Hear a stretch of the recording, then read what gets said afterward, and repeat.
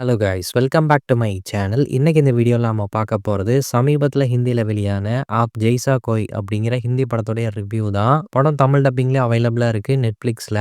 And இந்த படத்தில் மாதவன், ஃபாத்திமா சனா Saik, Ayesha ஜாரா அப்படின்னு பல பேர் நடிச்சிருக்காங்க.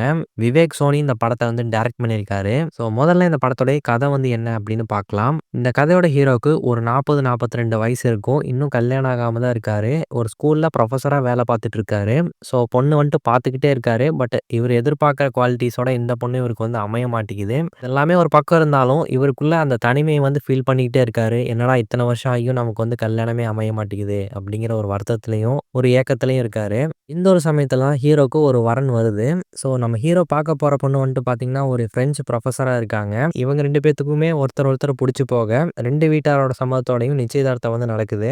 ஸோ இதெல்லாமே வந்து நல்லா ஸ்மூத்தா போயிட்டு இருக்கிற இந்த ஒரு சமயத்துல தான் அங்க தான் ஒரு பிரச்சனையே உருவாகுது.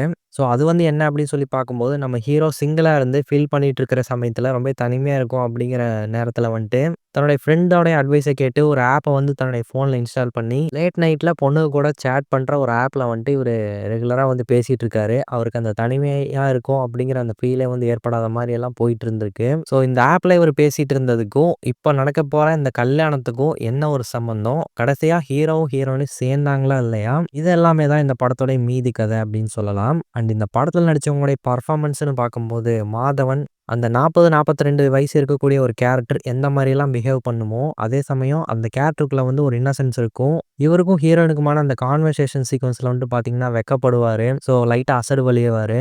ஒரு பர்ட்டிகுலர் இடத்துல அப்பாடா! நம்ம எதிர்பார்த்த ஒரு விஷயம் நமக்கு நடக்கப் போகுது அப்படின்னு ஹீரோ சாட்டிஸ்ஃபை ஆகுற ஒரு தருணத்துல அவருடைய பெர்ஃபார்மன்ஸ் சூப்பரா இருந்துச்சு அப்படின்னு சொல்லலாம். ஸோ இவருடைய பேரா வந்துட்டு ஃபாத்திமா சனா சாய்க் அவங்களுடைய பெர்ஃபார்மன்ஸும் நல்லாவே இருந்துச்சு.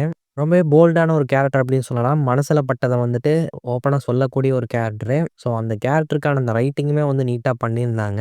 ஹீரோ, ஹீரோயினுக்குமான அந்த லவ் சீக்வென்ஸ் வந்துட்டு ரொம்பவே ஃப்ரெஷ்ஷா இருந்துச்சு. அதாவது ஒரு 40 வயசு இருக்கக்கூடிய ஒருத்தருக்கும், ஒரு 30 வயசு இருக்கக்கூடிய ஒரு பெண்ணுக்கும் வரக்கூடிய ஒரு லவ். அண்ட் அது மட்டும் இல்ல இந்த படத்துல நெறைய ஸ்டீரியோடைப் பண்ண விஷயங்கள வந்துட்டு உடைச்சு பேசியிருக்காங்க அப்படின்னே சொல்லலாம். லவ்வுங்கிற ஒரு விஷயம் வந்துட்டு சரிசமமா இருந்தா தான், அதாவது ஆணும் பொண்ணும் சரிசமமா அந்த லவ்வ வந்து குடுத்தா தான் அந்த ரிலேஷன்ஷிப் வந்துட்டு நல்லாருக்கும். அப்படிங்கிற ஒரு விஷயத்த இந்த படத்துல வந்து சூப்பரா கன்வே பண்ணியிருந்தாங்க. ஹீரோவுடைய அண்ணி கேரக்டரா ஒருத்தவங்க வருவாங்க. அவங்களுடைய பெர்ஃபார்மன்ஸ் நல்லா இருந்துச்சு. இந்த படத்துல வரக்கூடிய எல்லாருமே அவங்கவங்க ரோல வந்து சிறப்பாவே பண்ணியிருந்தாங்க அப்படின்னே சொல்லலாம். ஸோ படம் வந்து ஆரம்பத்துல ஒரு ரொமான்டிக்கல் காமெடி படமாக தான் கொண்டு போயிருப்பாங்க. செகண்ட் ஹாஃப்லயும் கிட்டத்தட்ட அதே போல தான். பட் இருந்தாலும் அந்த எமோஷனல் சீக்வென்ஸ் எல்லாம் வந்துட்டு ரொம்ப சீரியஸாவும், மனசுக்கு நெருக்கமாவும் வந்து பதிவு பண்ணியிருந்தாங்க அப்படின்னே சொல்லலாம். இவ்வளோ நாள் நாம எது சரி அப்படின்னு நினைச்சிட்டு இருக்கோமோ, இதுலயும் சில விஷயங்கள் வந்துட்டு தப்பு.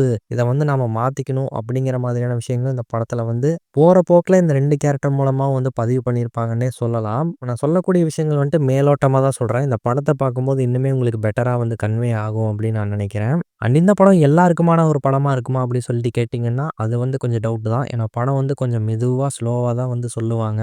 பட் எந்த ஒரு இடத்துலயும் அந்த அளவுக்கு வந்து போர் அடிக்காது. அதே சமயம் காமெடி அதாவது ஹியூமரும் வந்துட்டு சில பல இடங்கள்ல வந்து நல்லாவே ஒர்க் அவுட் ஆயிருந்தது.